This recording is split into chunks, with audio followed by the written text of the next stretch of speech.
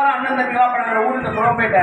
இங்கேயே வளர்ந்து இங்கேயே பிறந்து இங்கேயே வளர்ந்து இங்கேயே இன்றைக்கு மாநிலத்திலேயே நோக்கக்கூடிய ஒரு மிகப்பெரிய சட்டமன்ற உறுப்பினராக நம்மால் தேர்ந்தெடுக்கப்பட்ட உறுப்பினர் சொன்னால் அது காரணம் நீங்க.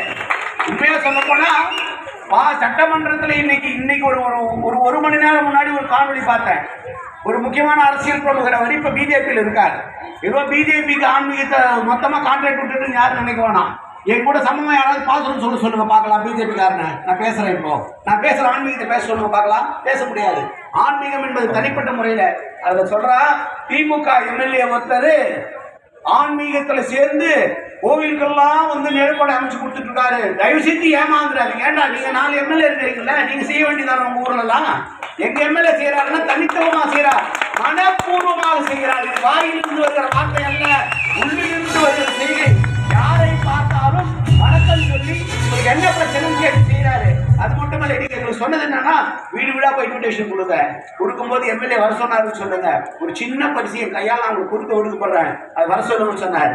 இந்த பகுதி எப்பவுமே கொஞ்சம் நிதானமாக தான் இருக்கும்.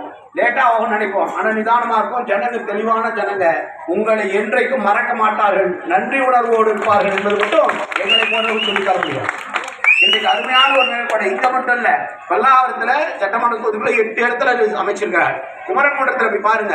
குமரகுன்றத்துக்கு அப்புறம் ஆஞ்சநேயர் கோயில், கருமாரியம்மன் கோயில், இங்கே பாரதிபுரம் பிள்ளையார் கோயில், முத்துமாரியம்மன் கோயில், செங்கச்சேரி அம்மன் கோயில் நடக்க போது இன்னைக்கு நடந்திருக்கு. காசி விஸ்வநாதர் ஆலயம் இதுல நெமிலிச்சேரியில, புருஷோத்தம் நகர்ல கோயில்.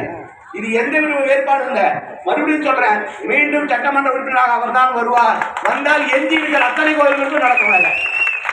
அது ஒன்றும் மாற்று கருத்து கிடையாது. உங்கள் மத்தியில் பேசணுன்றதுக்காக உணர்ச்சி பெருக்கோடு நான் பேசுறேன். காரணம், ஒரு சட்டமன்ற உறுப்பினருக்கு நாம் செய்யக்கூடியது அவர் வாக்களிக்கிறது மட்டுமில்லை, அவர் வாக்களித்து வீட்டில் சோம்பி இருக்குல்ல 234